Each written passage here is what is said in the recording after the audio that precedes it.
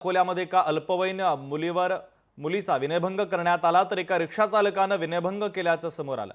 रिक्षा चालकाच्या विरोधात पोलिसांमध्ये आता गुन्हा दाखल करण्यात आलाय। तर जाफर सुभेदार असं आरोपीचं नाव आहे। पोलिसांनी या आरोपीला ताब्यात घेतलंय। मुलगी अल्पवयीन आहे।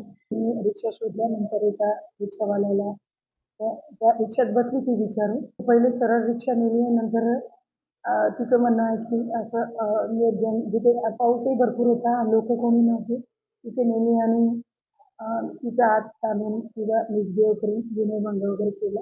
तिने घाबरून रिक्षामधून खाली उतरली ती जोरात आणि नंतर ती रस्त्याने पुढे चालत येऊन दुसरी रिक्षा पकडून ती तिच्या क्लासेसकडे म्हणजे तिच्या राहण्याच्या ठिकाणाकडे गेली। CCTV वगैरे फुटेज करून आम्ही आरोपीचा शोध लावला आणि 1-1.5 घंट्यातच आम्ही मुलीचा जो असं त्रास देणारा जो रिक्षावाला आहे त्याला ताब्यात घेतलंय, रात्री अटक केलाय आणि याचा तपास सुरू आहे। लोकशाही मराठी ऐका, पहा, जागरूक रहा।